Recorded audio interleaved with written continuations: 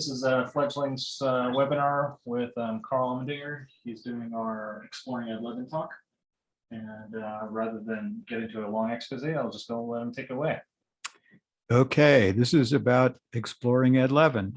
What we're going to do is run through a whole bunch of flight tracks pretty quickly and a bunch of explanations, and then go for questions because the questions are often the best part. Anyway, those of you who are familiar with Ed Levin are well aware that most days are not good for exploring or even soaring. That's just the way it is. And particularly people that are learning there, the days that are really good for exploring, where you could get 2,000 or 3,000 feet above the top of the mountain, generally not good for launching a newbie H2 off the top for their first flight. That could be more adventure than anyone's up for. Anyway, soaring is really basic skills, kind of ridge soaring, thermaling, and gliding. Exploring is about decision making, you know, where to go next and why to go there. That's the really important part of it. It's a skill like any other. You have to learn it by practicing it. A couple of interesting sort of historical aspects of that is one that comes out of the Sherlock Holmes adventures, where Holmes and Watson are on the train heading out to some country estate where there's been this gruesome murder, and Watson is pressing Holmes to speculate on what's going on, and Holmes won't have it. And eventually he says it is a capital mistake to theorize in advance of the facts. And there's two reasons for that. First is your theory is very likely to be wrong. And second, if you have a really nice theory, it can be hard to see what's really in front of you. That's very much the case with exploring. And the other one is from Yogi Berra, the baseball player. When you come to a fork in the road, take it. That's about practicing the skill. One thing to think about is that a better measure of how good a flight is might be what you learned or how far you went, rather than how long you stayed up. You could stay up and ridge soar back and forth in front of launch for hours and hours, but you really don't learn that much doing that. Heading out and sinking out or getting up can be a lot more of a learning experience. Anyway, even before you launch, you know, as you're setting up, kind of be sensitive to what's going on. You know, is it strong? Is it weak? Which way is the wind blowing? Try to get a sense of what's going on that day, because that's really the key to the exploring. You want to explore upwind because it's really easy to get back. You explore downwind and it doesn't really work out well. It can be really tough to get back. And there's not a lot of places around Ed Levin that are good to land except for the landing zone. So definitely make sure you've got an easy glide back to the landing zone. And that's a lot easier if you're headed downwind. Once you leave the mountain, it's generally thermals, usually, not always though. That's part of the don't have too much of a theory in mind. Anyway, after you launch, think about the day. You know, does it seem like an easy day? Is it really buoyant, easy to stay up? Which way is the wind blowing? Are the thermals numerous, nice and friendly? You know, can you climb easily? Or are they kind of tilted and scratchy and all broken up and uncooperative? That's the sort of thing to really keep in mind, because that can really dictate how far you're willing to go. Anyway, we'll go through a whole bunch of flight tracks. You've all probably flown this sled ride: launch from the top, noodle around, land. That's not very illuminating. We'll go through a couple of them really quick here. I've got dozens and dozens of these flights. Let's see, where's this one here? Here's another one. Whoops, that one there. We'll see a little more exploring, but still not much. Let's see, where's the next one here? Here we're starting to have a little bit more exploring. And here's some of the usual spots: launch, head out, try thermaling over the 1,200 foot hill, noodling around over the 600. It doesn't look like anything was really happening that day. So we'll go on to another day. Let's see here. Okay, here we go. Here's a little bit more exploring. Here's this one. You may have actually seen this one, the last one. We got out here over the farmhouse thermal and found it, climbed up and didn't find anything else. Not much exploring going on there. Let's see. Let's move on to the next one here.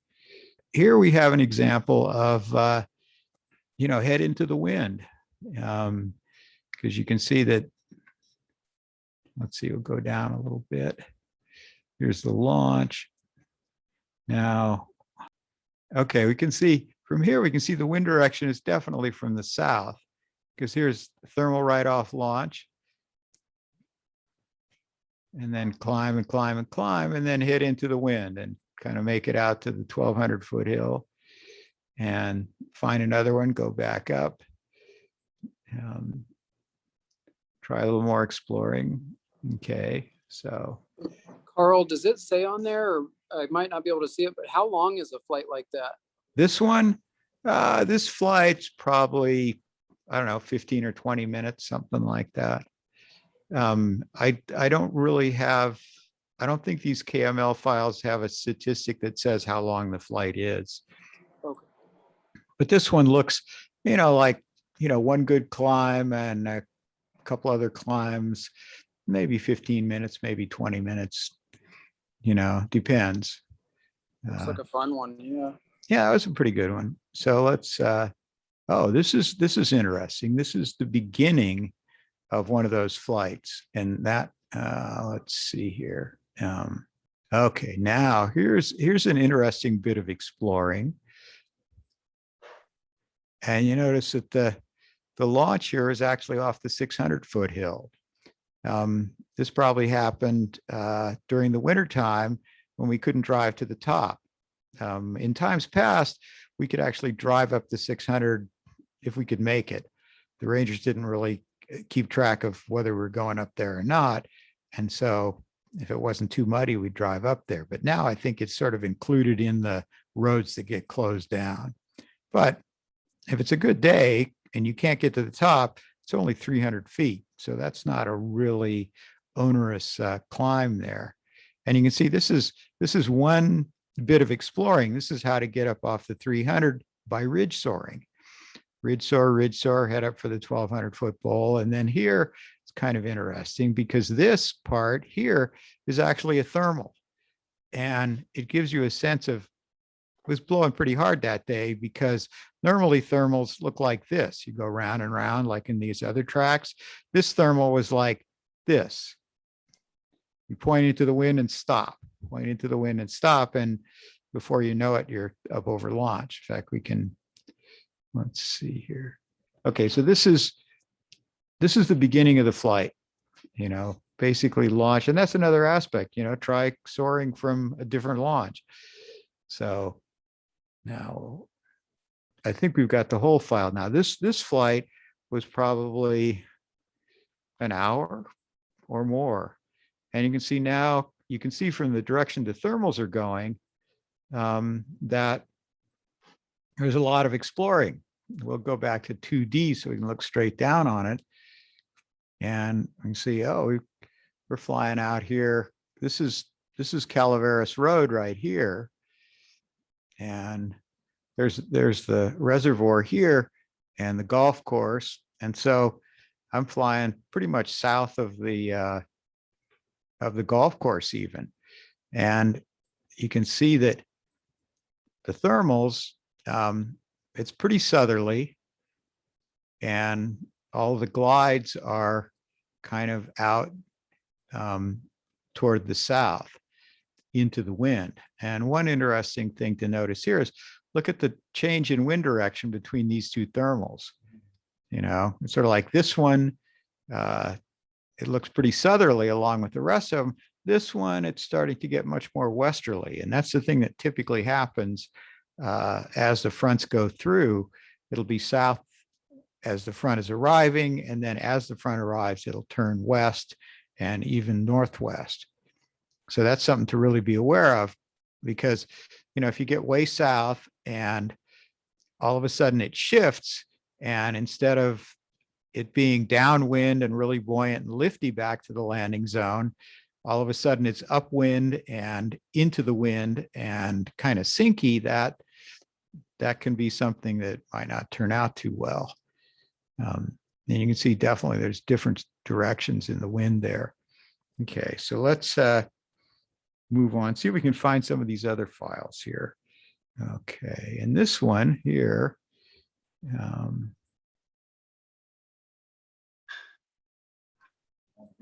let's see if we, this one was actually thermaling off the 600-foot hill. And the interesting thing about that is that the thermals are not right at the hill. They're kind of more out over the landing zone. Thermaling right next to the hill, the thermals tend to be too sort of tilted and sheared and just not very friendly. And you can see it's still southerly though. A lot of soaring over the top. Yeah. Okay, this one is more southwesterly. You can see the direction from the thermals, and it's a typical thing of glide out, like here you could see, heading out and starting a little bit low, and then it's like, yeah, maybe I should turn back and not get too low way out here, and then find a thermal on the way back and climb up. It's one of those things where you never really can tell exactly when you're going to run into a thermal. There's a few likely spots. Here's one where the wind is a completely different direction. This one here, the wind is more westerly. And so the exploration is starting to be in the direction of mission, glide out here and see if you can find something, get part way back, find another thermal, head out here, see if there's another thermal. It looked like to that particular day, mission really wasn't happening. Going in that direction didn't seem good. And then maybe coming out here. And here's another kind of, this is fairly typical exploring into the Southwest, glide out. And it's often typical to glide out and be looking for a thermal and decide that, well, it's time to head back. And then on the way back, find one and get back up and try it again. One of the lessons there is, don't get too far out from the landing zone. The lift might be out there, but it might not. Okay, this looks like it started off blowing, kind of a little bit southwesterly, and then it turned more westerly. So there's a bunch of attempts to head over toward mission, but none of them really panned out. It sometimes does though, but that's the Golden Eagle talk. That's not this one. And there's one here we'll go to. Let's see here. I think, let's see if this is, yeah, this is an interesting one. This is the start of one of the Ed Levin flights. And you can see that there's, it's another launch off the 600-foot hill. And you can see that there's a little bit of ridge soaring. And then there's a little bit of thermaling here. And then there's ridge soaring. And how do you decide which to do? And the answer is, well, you just have to fly in that air a bunch until you can sort of think, okay, this is going to work for ridge soaring. And then, oh, this thermal comes through. We'll turn in that a few times. Oh, looks like the 1200 soarable. We'll get in that. Climb a little bit higher. Head over to the top. This particular day turned out to be a pretty amazingly epic day. I think this flight, I actually know how long it was. It was something like 4 hours worth. And you can see we've done some pretty serious exploring out here. And I can actually remember this one because it was kind of exceptional. The interesting thing is I think this was on the way out. And what was happening was there was sort of a cloud over here, and there was some kind of convergence line, because I was sort of, tracking where the cloud was and not really making a whole lot of progress really fast, because if I went fast, I'd go down, and that was not going to work. So I had to just kind of float along and stay high. And so you can see there's a lot of heading changes. And then once I got out here and turned back, it was downwind and zoom right back to the landing zone. You can see there's a lot of ridge soaring on this flight. This particular flight, it was pretty epic conditions. Anyway, one of the things about exploring is exploring on a single surface glider into the wind is really kind of tough because the L over D and speed you've got is just not really that great. The L over D isn't as good, and it happens at a slower speed. Your high speed glide's even worse. The bar pressure at higher speeds makes your harness tilt up and turns it into a drag brake. And so you just have a lot of stuff working against you. One of the things that can help is rig your harness to fly head down, because if it's already head up when you're flying at minimum sync and then you're pulling in and getting even more head up, that's not so good. If you're flying a double surface glider and you're starting to glide into the wind, definitely pull on the VG, because that'll reduce the moment coefficient, and you won't have as much bar pressure, and you'll have less drag, and you won't tend to tilt up so much because you won't have so much bar pressure. And that's really helpful. So definitely pull on that rope. Loosen it up again when you get to a thermal so you can maneuver. But, if you're gliding into the wind, you need to have the VG on. And definitely give yourself some margin. Get back to the LZ with enough altitude to do a few 360s and kind of get your wets together and look at the wind flags and see if there's any traffic and all of that stuff. Another thing is that if it is prefrontal like this, the wind is coming from the south or the southwest, but the rain comes down from the north. And so what you want to do is keep an eye on the usual rule of thumb is that if you see the rain up to the north and it's getting closer and closer, about the time it gets to Coyote Hills up here or the Dumbarton Bridge Toll Plaza, it's time to dive down to the LZ and break down and get out of there, because if you do that, you'll probably be tying your glider on your vehicle just about the time it starts to rain. And if somebody waits until it starts to rain on them, they're going to land in the rain and break down in the mud, which is neither one of those is really very good. The other thing to keep in mind is, particularly this time of the year, and especially after we go back to standard time, is the out of the LZ time, which is an hour before sunset. Not an issue in the summertime, but in the wintertime, it can get to be pretty early, like 4 o'clock. And it can be still totally soarable at 3:30 in the afternoon. And if you're way above the mountain at 3:30, you're not going to be out of the landing zone by 4 o'clock. So keep an eye on the watch. And that's about it for all the flight tracks and bits of advice. So let's go on to the questions and see what comes up there.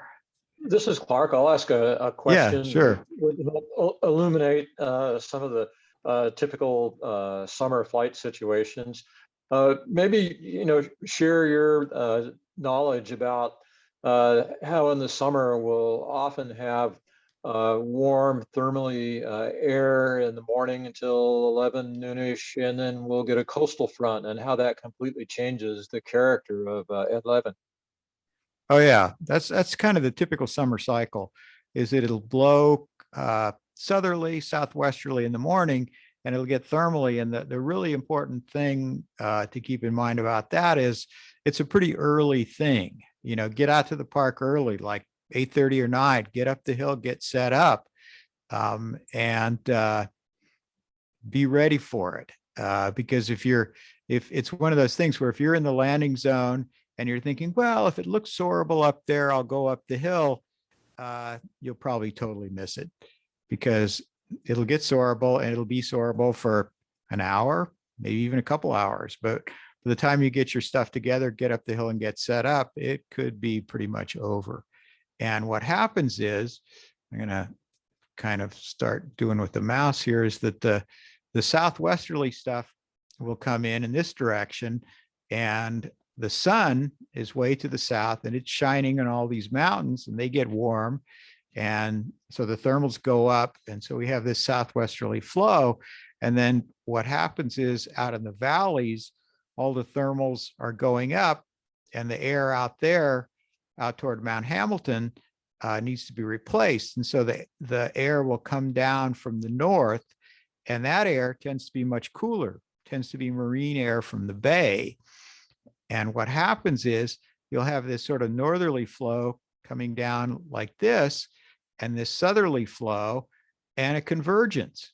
And a lot of times the convergence will sort of hang out right along the 300, 600 foot ridge there and be pretty soarable for a while, and then blow on to the south as the afternoon northwest cooler air moves in.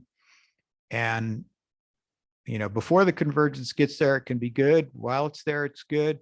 But as soon as that northwesterly stuff blows through, it's over.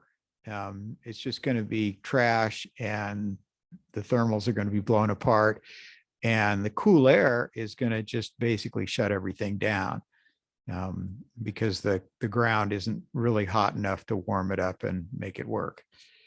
So hopefully that was reasonably coherent, but the main message is get out there early. Ed Levin's definitely an early site. So on a predicted southerly day, how do you figure out whether, or what's your decision-making process behind whether to go or not? Okay, well, let's see. So where were all these other files here? There, click on the little. I Uh, gotcha. yeah, okay. Okay, there we go. Yeah, all right. So, Okay, there you go. all right. So Just what make we're sure gonna, you move it into that.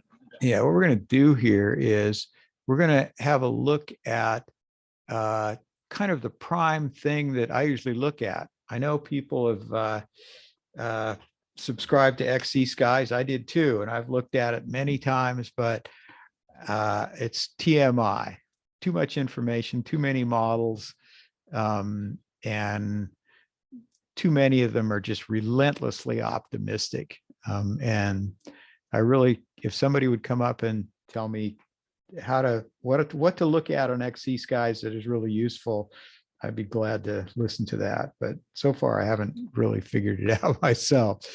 Okay, so let's look at some of these. And what these are is the Wings of Regalo Soaring Forecaster. And I have to actually see these file names to make sense of this here. So let's see. Okay, so can everybody see this? And this is the Wings of Regalo Soaring Forecaster, which I've used since forever. And it's proven to be very useful. The one caveat is that it's based on the Oakland sounding, which it will say something about up here. Soaring Report, Oakland Upper Air Data, right? And this is a little balloon, a radiosonde that they launch out of Oakland Airport, 12 UTC, which is in the summertime, that's 5 o'clock in the morning. And what this curve is here, these things here, this is the actual air temperature. This axis is temperature and this axis is altitude. You can see the altitudes in feet here. Okay, and so here, this is the air we've actually got. And then this other line, what this is it starts at the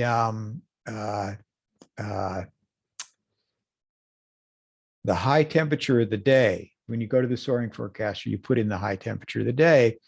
And it's like, okay, suppose we take a bit of air from that high temperature and then just raise it. And as it raises, it expands and cools off. And that's this curve. And the thing about this is that if we're still flying in this air mass, the temperatures that were measured at 5 o'clock in the morning are pretty much the air temperature that we're going to get during the day, because the sun just shines right through the air. It doesn't warm it up. What it does is it warms up the ground, and then the ground warms up the air. And so at the peak of the day, the air that's right next to the ground is going to be kind of this warm. Well, it's warmer than the air that's around it, the air that's just above it, which means it's less dense. So it's going to go up, and it's going to keep going up until it hits air that it's at the same temperature, and then it's going to stop. Because if it went up any further, it would be in air that's warmer and less dense than it is. And so it can't do that. And so this is a sled ride, because you can see that the air is going to go up until it gets to about 1,500 feet, and that's it. It's not going any further. And that's sort of like the beginning sled ride that I showed when we started this off. You're going to glide straight down to the landing zone, and that's kind of the end of the line. So let's actually, I can see these numbers. Let's pick one that's a little better here, kind of a mid-range here. Let's see. That's going to be 11, 20. Okay, let's see if this one looks better. Okay, and you can see this air is, yes. There's another thing to look at on this one. As you can see, here's our these slashes here are just the end of the line thing that Notepad is sticking in there just to confuse us, right? What we're really looking at is a line that goes like this, and then a line that goes straight up here, right? See, it's the 21st century and the computers are messing with us. But you can see that the air that's heated up at the peak of the day is going to go up a little bit further. Now, there's something to note on this that's really important, and that is, look at all these wind directions. These are 155, 170. That's a little bit southeast. 195, that's really close to south, southwest, southwest, right? And what all that means is the front hasn't arrived yet. It's still on the way in. And with all these wind directions, wind speeds, it's coming in pretty fast. These are the wind direction, the place the wind is coming from in degrees, and this is the speed in knots. And you can see the front's coming in, which means that it's already starting to look kind of good, and it's probably going to get better. So this is actually kind of a good indication. If you saw these two lines and all of these wind directions were northwest, that wouldn't look so good, because that would mean the front's passed and it's probably going to get worse, because usually the front is the peak of the thing. Okay, let's go and see if we can find one that's even better here. How about see, now this is starting to look better, and it's got that, it's kind of westerly, but you can see that the air is going to go up and up and up until it gets to be, it's still going up at even 5,000 feet. So that's good. The usual rule of thumb is that the top of usable lift will be somewhere about -3 on this here. Let's see if we can find an even better one. We'll just, see, this one is looking really good. You can see that the peak temperature of the day, the air it has to go all the way up to 5,500 feet before it finds air that's as warm as it is. And so this one looks real good. This one totally could turn into an epic day for several reasons. First is it's still southerly. You can see from all of these, like 160, 185, that's almost due south. So it looks like the front's still on the way in. The other thing is the winds aren't really that strong. It's good to have thermals, but a lot of wind really isn't that good, because it tends to break up the thermals and make them less workable. And so what this is saying is, well, maybe the wind isn't going to be that strong, and it might even be better than what we're seeing here. And so this is kind of the signature of a pretty epic day. And so that's let's go back and see if we can find the flight track from this day. Yeah, see, so that turned out to be a pretty good day. See lots of and the interesting thing about this is you can see there's a lot of flying around, but you don't see like huge numbers of 360s. I mean, there's only like 1, 2, 3, 4, 5, 6. That may indicate that this was a pretty rapid climb. Where you see 360s like 20 or 30 of them, that means, well, it was a pretty slow climb. But if every time you get back up, you're not really turning that much, that means that the thermals are pretty strong. Hey, Carl, I don't know if you can hear me at all. Sorry, I've been kind of in and out. I apologize. Okay, sure. I was curious, like, I know you guys post once in a while the Ed Levin Soarable. I was curious, like, what the specifics were that you look at, like the major thing that kind of tells you. Well, the major thing was the soaring forecaster. That's sort of the first thing. And then the second thing is looking at the point forecast. I have a tabular forecast that sort of says says what the wind is going to be every hour. That's always helpful. Okay. And the soaring forecaster is usually the first thing I look at. To get a sense of what's going to happen the next few days, what I do is look at the National Weather Service forecast discussion. That is written in pretty much written in English, kind of weatherese in a way, and it sort of explains what is going to happen in the next week. Whether there's a front moving in, or whether it's going to be hot and dry and inverted all day long, or what. So I look at a few days out, I'll be looking at the forecast discussion to kind of get an idea of what's happening. And if I know there's a front coming through, or it's between fronts, then I'll look at the soaring forecaster to see what does the sounding look like for that day. What atmosphere have we got for that particular day? And then it's a matter of looking at the sounding and figuring out what the timing of the front is going to be. Like, for example, you could have the most wonderful unstable air moving in, but if the timing of the front is such that it's going to start raining at 9 o'clock in the morning, that's really not going to be any good. Oh, got you. Okay. So like having it come in when there's still like warmth and kind of the air moving around or dynamic. Yeah, because the thing is, if it's not going to rain until later on in the evening, that can be really good. Because then you'll have the whole post-frontal day.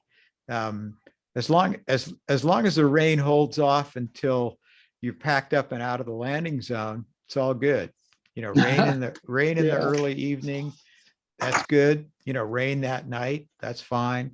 But if the soarable period of a front is, it's usually like 12 hours or something like that.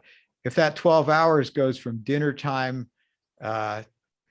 one night until breakfast the next night, breakfast the next morning, and then it starts raining, that one really didn't do anybody any good. That's rough. Yeah. Except the people that wanted rain. Got you. Okay. Thank you. So I have a question. Yeah. So did you use any computer models that are like, other than the soaring forecaster? So like, do you use like XC skies or anything like that? Have you used any of those or no? I've looked at XC skies, but the two things that are problems for me is, first, there's about 6 different models, and the models can have dramatically different predictions. And the second thing is that many of the predictions are relentlessly optimistic. You look at a prediction and says, oh, it's the top of usable lift's going to be 5,000 feet. And you go out there and you can scratch your way maybe 500 feet above the mountain, and that's it. And then the next prediction is, oh, it's going to be epic, 2,500 feet over the mountain, and you can't even stay up. So I really haven't been able to get much useful information out of it. The one thing that that I'd really like to figure out how to get out of it is what is the actual profile of the atmosphere? What is the, like the soaring forecaster, that's showing me the actual temperature of the air from the sounding. You know, that's kind of like the raw data. And that, to me, that's very helpful because we can look at some of these. Let's see. One of the things that's good about this one is that there's no, you know, this is the sounding right here, and there's no inversion. Like if a lot of times what you'll see in the summertime is it'll look like this, and then at somewhat below the top of the mountain, the temperature profile won't be getting cooler and cooler like this.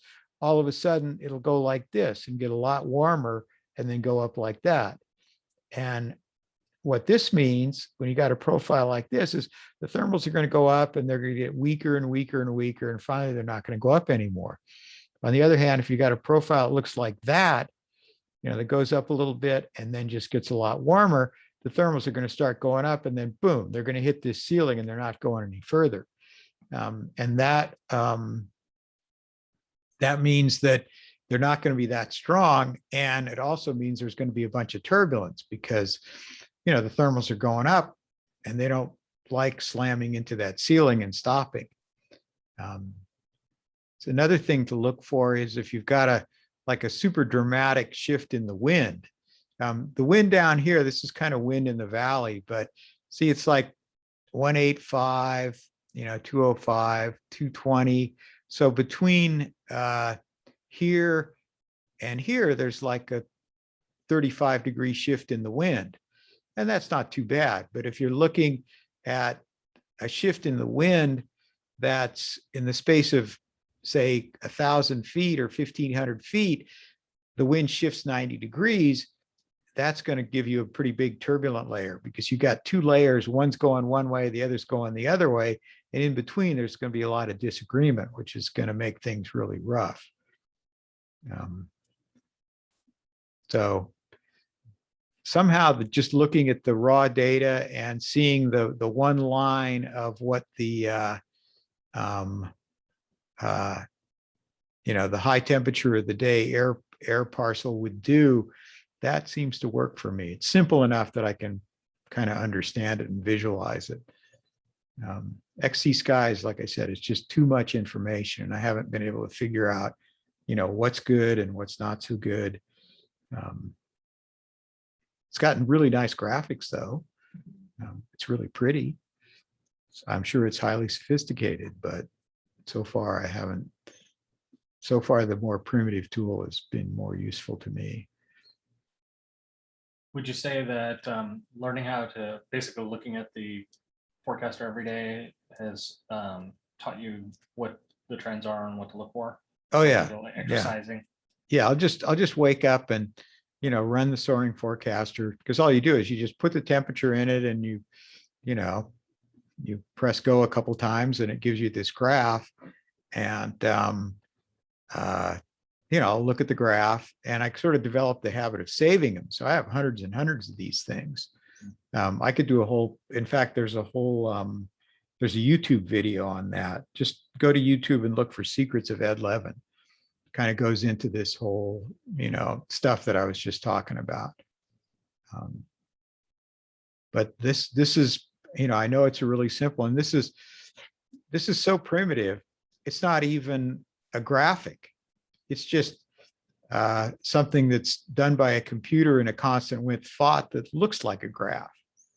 I mean, it's not even real graphics, but it works for me. So. By the way, we cross-posted your Secrets of Ed Levin video. So. Oh, good. So it'll be easy to find. Anybody got any other questions? Hey, so you keep mentioning that you guys fly prefrontal, and from what we're always told is that like prefrontal is bad, turbulent air, and you don't want to be up there. you should fly post frontal. So is that like something specific to the site where you're looking for that like air, I guess, speed to come in to help you with the thermaling as well, or is there something else going on?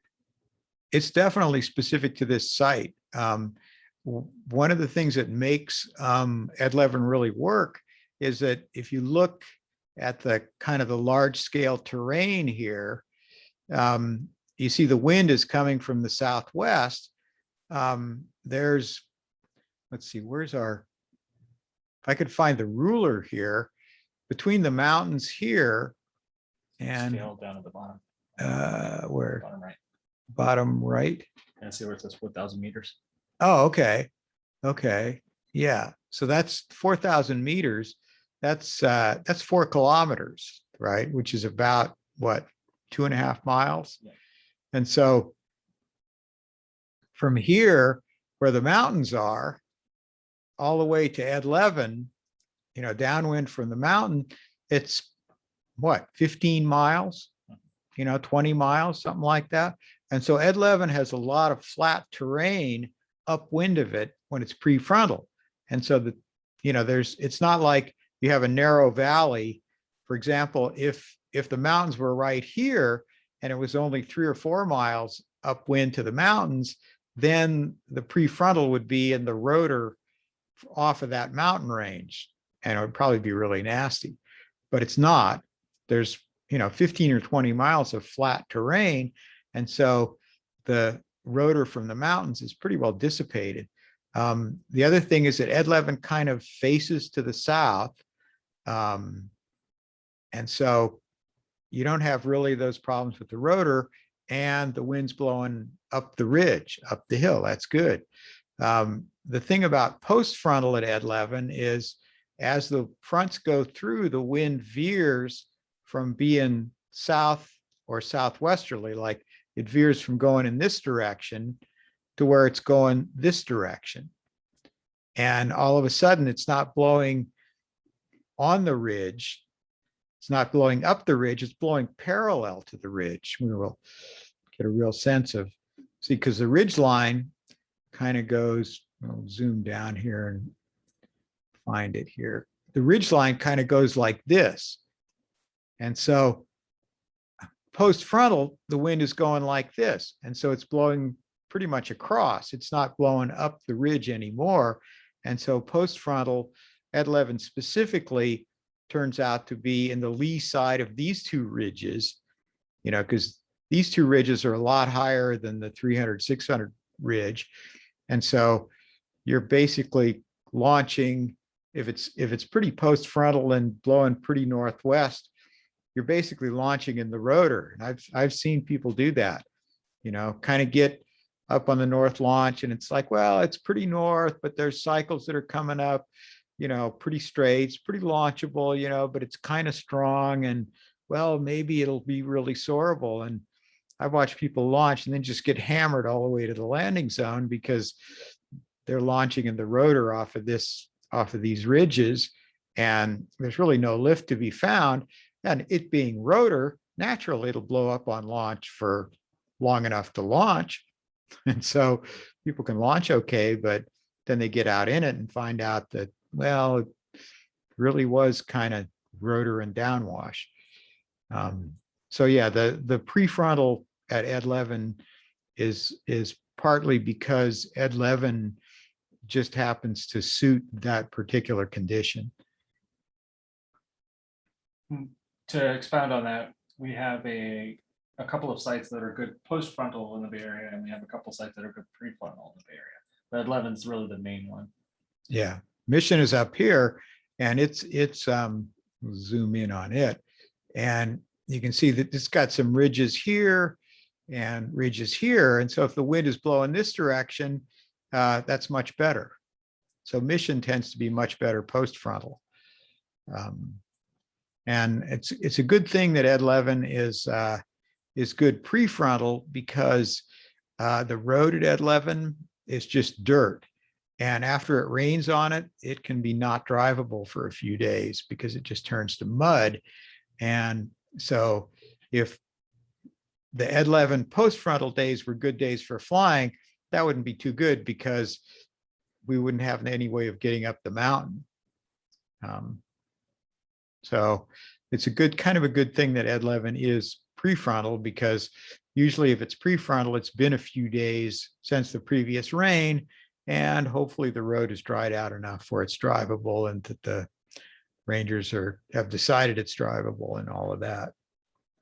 So yeah, I think the prefrontal with Ed11 may be a pretty specific thing for this site. I mean, a lot of sites really do have very specific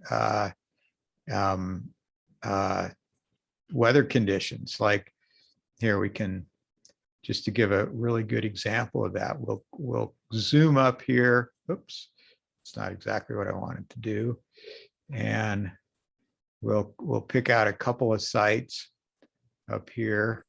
And one site is kind of somewhere up here. It's called McClellan.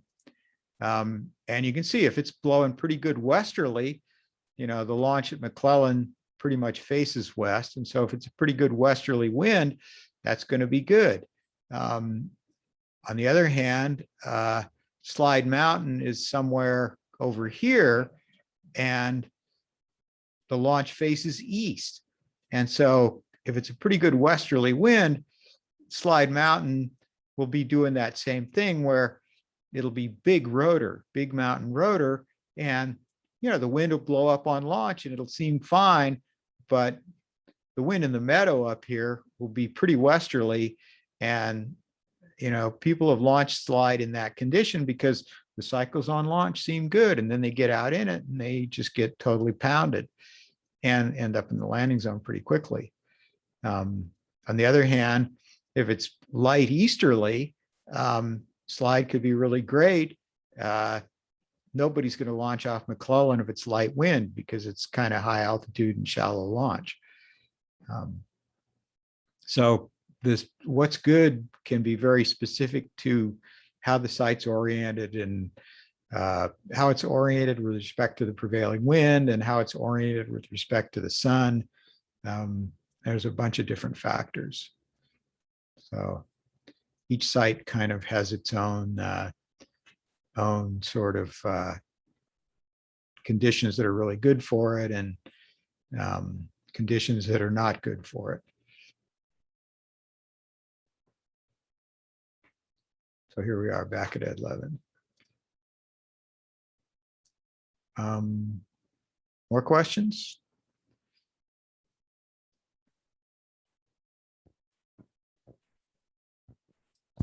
Anyone else?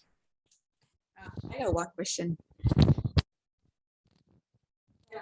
So when you see the condition from sounding, do you also look at Mount Allison's forecast to see where you should fly out or not? I remember one day we were at top of Ed11. That was a soarable day. People were kind of stuck right in front of the launch and with soaring. Then you mentioned that, hey, you should fly out. And when I flew out, as soon as I launched, I found a good thermal going up, and I was above 1,000 feet of the launch. So I was pretty curious, how did you know that? Because I've experienced that a lot of times, and the crucial thing you said was stuck. Because the thing that's kind of interesting about Ed11 is when it does get ridge soarable, the ridge soarable area is actually quite small. It might be, this big, right? And if you go outside that area, the ridge lift doesn't extend all the way out to the farmhouse. It doesn't extend down to the 600-foot hill, but if you glide out and you find the thermal like you did, you'll find that the thermals are not only a lot farther from the hill, but they go up a lot higher. The ridge lift at Ed Levin, you would think that, because it's so big and, it looks like it has the right shape and everything, you'd think that if it was blowing southwest at 15, it would be really ridge lift. But for some reason, and I'm not even sure what it is, it might be that there's low hills in front or whatever, the ridge lift at Ed Levin really doesn't seem to extend that high. And very often it's better to head out and try one of the spines and find a thermal. I had one flight where as I was setting up, I was sort of telling people this story, like if you're stuck on the ridge, once you get, you go back and forth and get as high as you can, head out, see if you can find a thermal. Thermaling right off the ridge can often be kind of tough, first because of the traffic. You can't just turn wherever you want because there's other gliders up there. And second, as the thermals are going over the top of the mountain, they tend to get sheared off. They have a lot of wind gradient and they tend to be really tilted. Whereas if you get them further out from the mountain, they're much rounder and easier to climb. Anyway, I was telling people that story as we're setting up, and then a few people had launched, and so they were ridge soaring back and forth. And I thought, I should have the courage of my convictions. I should just launch and just head straight out and see what happens. And so I did. And, they're ridge soaring. They were, 200 or 300 feet over launch. And I pretty much did what you did. I took off, flew straight out, and I'm sinking and sinking and sinking and, get out here and I'm a few hundred feet below launch. And then I find the thermal and I start climbing and climbing and climbing and climbing. And pretty soon I'm 1,000 or 1,500 feet over launch, kind of looking back and down at all the people who are still ridge soaring. If what you really need is just to build time and, get used to going back and forth, ridge soaring can be great, but,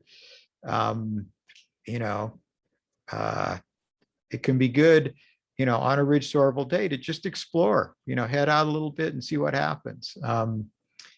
It's one of those things where, even getting out just a few hundred yards, you can get out of the traffic, find a thermal and climb in it. And if the thermal's any good, a lot of times what will happen is you'll drift back over the top of the mountain, but by the time you get to where everyone's ridge soaring, you'll be 200 or 300 feet above them. And so you really don't have to worry about them. And that's it's one of those things where the other thing that I've seen happen is that if people are ridge soaring and they're 100 feet above the mountain, a couple hundred feet above the mountain, it'll cycle. Things will get better and it'll get worse. It'll get better and it'll get worse. It'll get better and it'll get worse. And the thing is that, if you're 200 feet above the mountain, 200 or 300 feet above the mountain, and it gets 500 feet worse, then you're 200 or 300 feet below the top of the mountain. You're down below the road. And that can be very sketchy trying to ridge soar back up.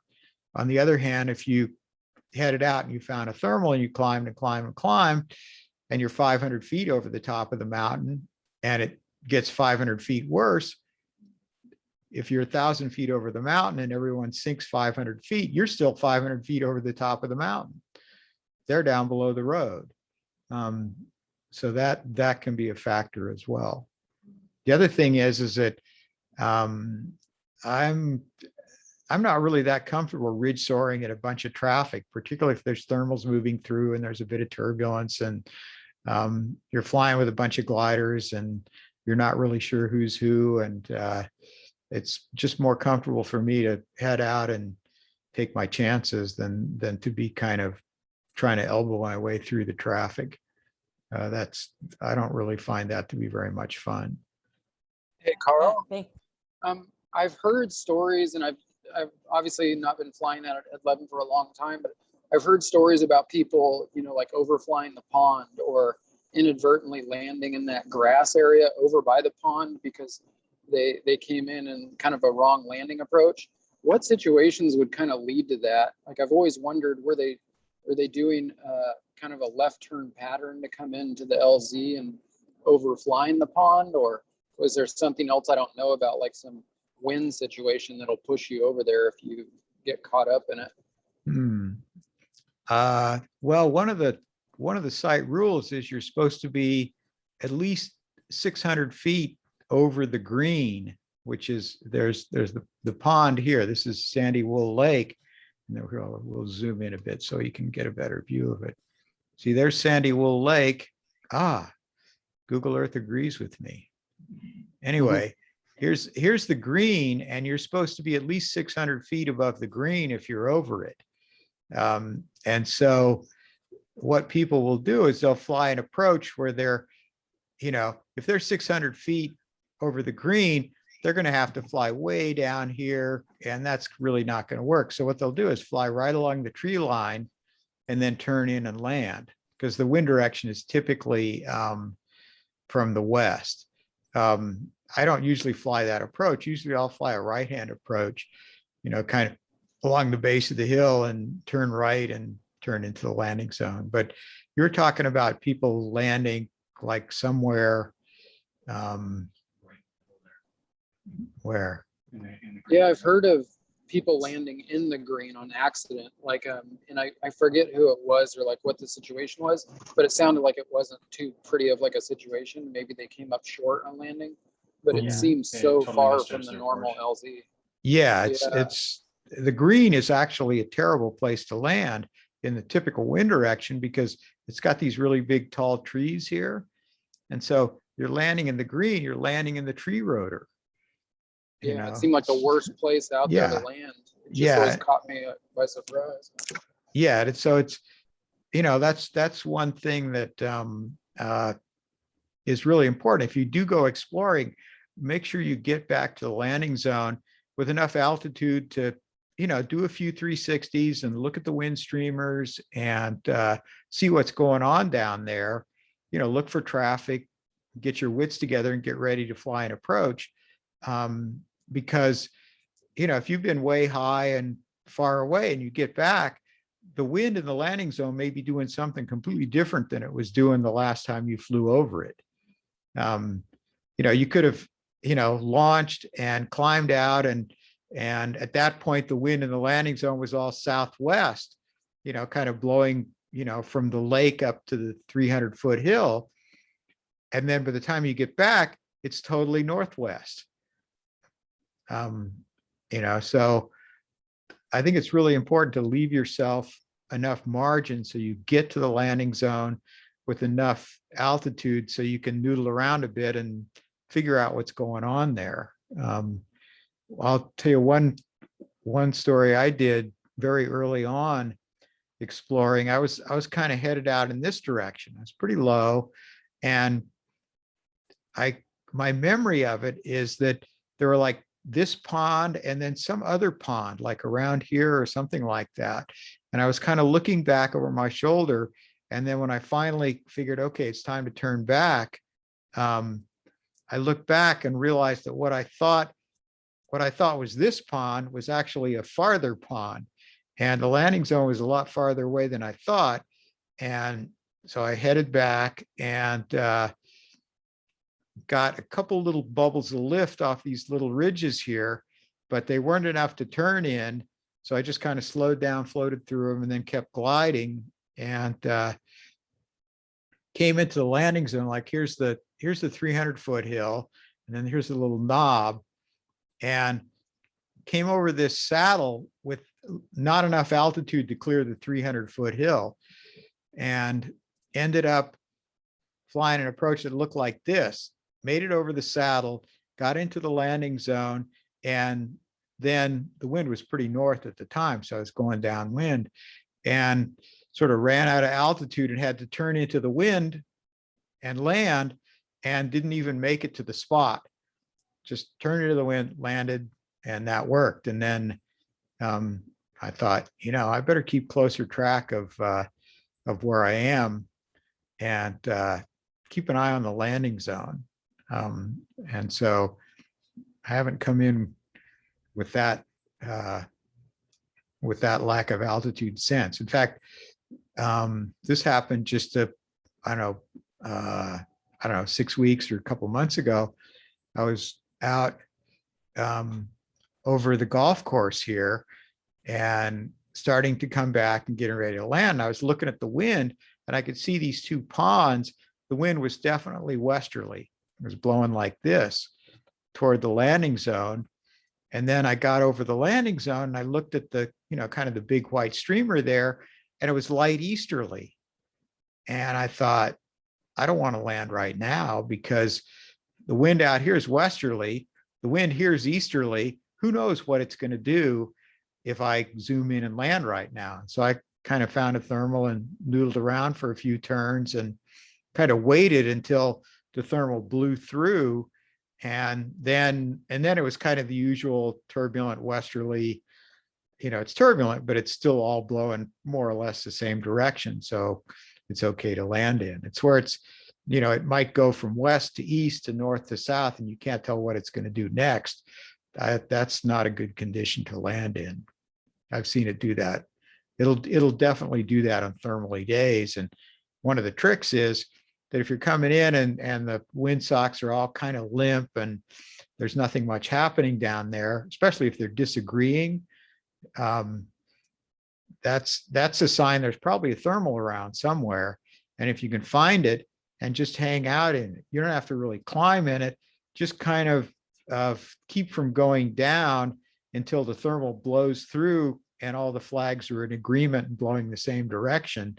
Then it's a much better time to land. Don't be in a real hurry to get down to the ground if it's not really looking good down there. You can, it's a little bit like picking a cycle to launch in. Just because you got your glider on launch and you're ready to go, that doesn't mean you have to immediately launch. If it's cross or it looks funky, you can sit there and wait it out a little bit. And if you run into that little thermal, you can do the same on a landing. Wait until the wind just blows through the landing zone and all the flags are pointing in the same direction. Then it's likely to be much friendlier. That's another reason for giving yourself a little bit of altitude, because if you come in with nothing to spare, you're just going to take what you get. And that on a really thermally day, that can, your results may vary.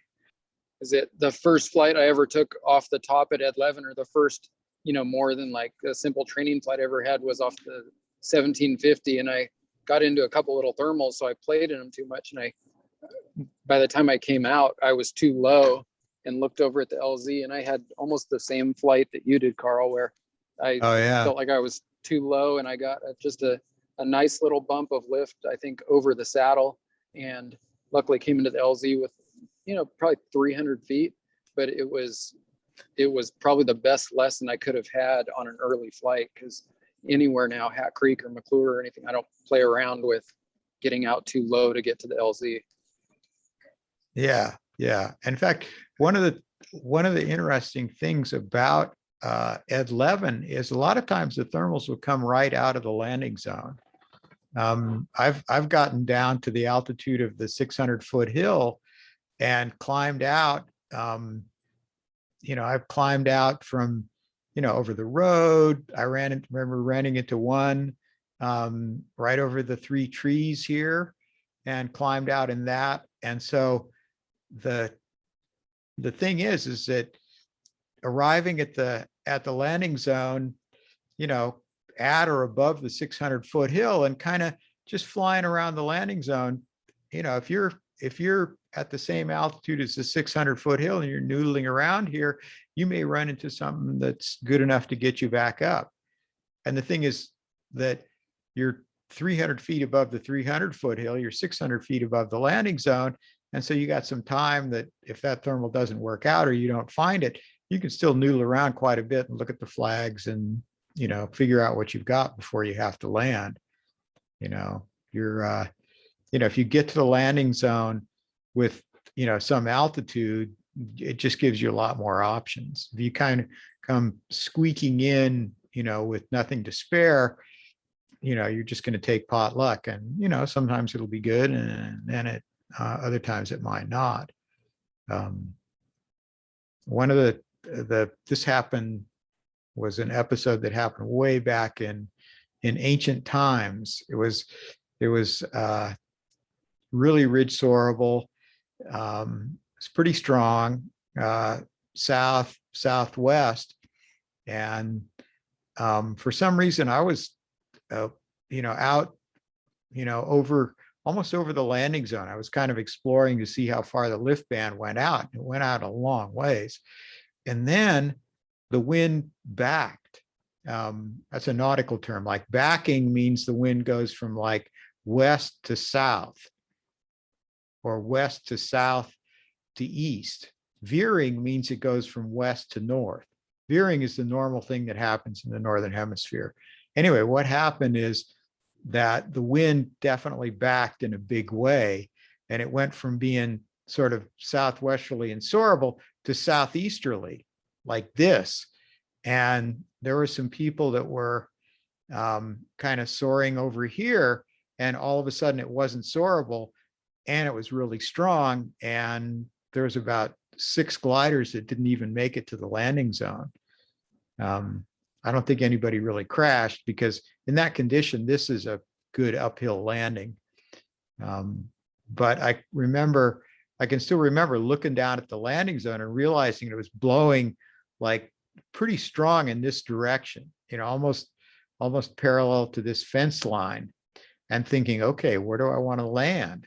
Because I didn't want to land on the spot. That just seemed like a really bad option because it was in the tree rotor. And so I kind of, had enough time to look around, and I thought, okay, I can actually land over here, because the upwind terrain and the trees and all that is kind of the mildest. So I'll just fly an approach and dive in and land over here, literally headed up the 40-foot hill. And that worked pretty good. After I landed, I watched somebody try to land on the spot in that wind condition, and they did fine until they got down to the height of the treetops, and then they were pretty much semi out of control until they got to the ground, because it was all good until they hit the tree rotor. But I've never seen it really do that. That's the only time I've seen it really shift to the south. So it's probably not very likely to happen, but it could happen. Well, thanks, Takeo and Karl, for doing this. Appreciate you doing the talk for the group. Over. Thank you, Karl. All right. You're welcome. When you come to a fork in the road, take it. Thanks, Karl. Thanks for everybody for coming out. All right.